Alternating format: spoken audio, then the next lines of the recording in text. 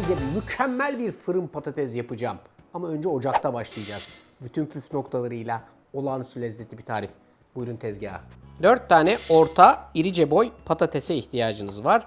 Eğer patatesleriniz çok böyle kalın ve tombikse 3 parçaya, eğer biraz daha ince uzunsa ortadan 2 parçaya kesip kalın ve tombik dilimler elde edeceksiniz. Aşağı yukarı şu boyları hedefliyoruz. Bolca kaynayan suya ihtiyacımız var. Dolu 2 kaşık kadar tuz atıyoruz, karıştırıyoruz ve çıtırlığın püf noktası 1 kaşık kadar karbonat ilave ediyoruz. Hafifçe karıştırıyoruz ve patatesler kaynar suyun içine giriyor. Hemen arkasından kapağı şöyle yarım kapatıyoruz. İkinci püf noktası 12 dakika kadar kaynatıyoruz. 15 olmasın, 10'a düşmesin.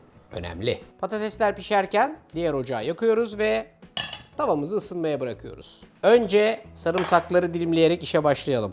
5 adet sarımsağa ihtiyacımız var ve bu sarımsakları mümkün olduğu kadar küçük küçük dilimlememiz lazım. Aynen şu şekilde. Şimdi sıra biberiyede. Yaklaşık 2 dal kadar biberiyeyi tezgahta aynen sarımsak gibi ince ince doğrayacağım. Isınan tavaya 1 su bardağı zeytinyağı ilave ediyorum ve direkt olarak sarımsakları zeytinyağının içerisine alıp hafifçe çevirmeye başlıyorum. Sarımsaklar hafifçe renk almaya başlarken biberiyeler de yağın içine giriyor. Artık yağın içindeki parçaları bir süzgeçten geçirerek ayırmanın vaktidir. Dikkatlice bir süzgeçten geçiriyorum. Yağı ve şu parçaları ayrı ayrı kullanacağım. O yüzden bu parçaları kenarda soğusun diye ayrıca bekletiyorum. Ben bu işlemi yaparken patateslerden hazır sinyali geldi. O olması gereken doku haşlanmış patateslerin kenarlarında şöyle ufak ufak deformasyonlar başlaması. İşte bu çatallaşmalar olağanüstü lezzetli ve çıtır patatesin ilk adımları. Güzelce haşladığımız patatesleri fırında pişireceğimiz tepsiye transfer ediyoruz. Patateslerin üstüne tuz ve sarımsak ile biberiye katarak çeşnilendirdiğimiz yağı gezdiriyoruz. Her şeyi şöyle tepside son bir tur daha karıştırıyoruz ve 230 dereceye önceden ısıttığımız fırına bu arkadaşımızı alıp atıyoruz. Toplam 50 dakika kadar pişecek. Her 15-20 dakikada bir şöyle bir kaşıkla karıştıracağız ki altı üstü kenarı köşesi mükemmel bir vaziyette pişsin. Yiyip yiyebileceğiniz en çıtır patateslerden bir tanesi şu an fırında. Fırından çıktıktan sonra tezgaha alın ve patatesi tepsinin içinde kalan yağla beraber şöyle biraz sallayarak karıştırın.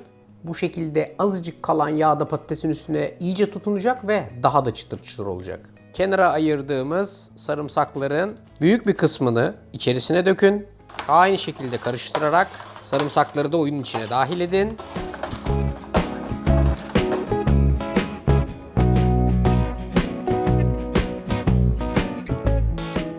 Nefis altın sarısı bir rengi var. Bu ürün kalite kontrolü.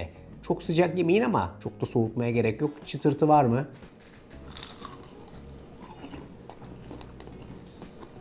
Dünya çıtırtı literatürüne girer. Çıtır çıtır bak. Muhteşem. Bence bu tarifi uygulamalısınız.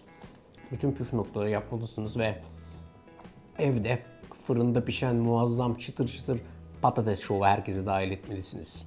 Tarif benden, uygulaması sizden. Hepinize afiyet olsun.